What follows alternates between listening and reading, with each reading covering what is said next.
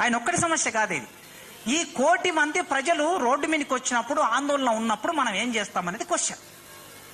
మనం ఏం చేస్తాం? బుద్ధి తెలిసిన వాళ్ళుగా, పౌర సమాజంగా, ఆలోచన పరులుగా, ఉద్యమకారులుగా, ప్రజా సంఘాలుగా, విప్లవోద్యమాలుగా ఏం చేస్తామంటే ఒక లైన్ తీసుకుంటాం. ఈ లైన్ తీసుకున్నప్పుడు తప్పనిసరిగా దాడులు ఉంటాయి, ప్రచారాలు ఉంటాయి, వ్యక్తిత్వ హననం చేయటం ఉంటుంది, అన్నీ ఉంటాయి.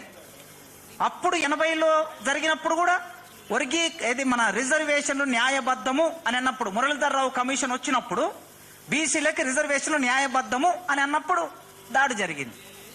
మళ్ళీ మండల కమిషన్ అప్పుడు దాడి జరిగింది, ఎవరు సపోర్ట్ చేస్తే వాళ్ళకి. కనుక ఇప్పుడు కూడా అదే జరుగుతుంది. న్యాయం ఉందా లేదా అనేది పాయింట్ ఇందులో.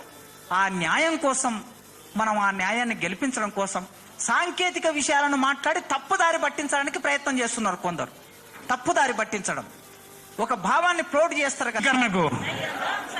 ఎస్సీ వర్గీకరణకు జై తెలంగాణ, జై తెలంగాణ.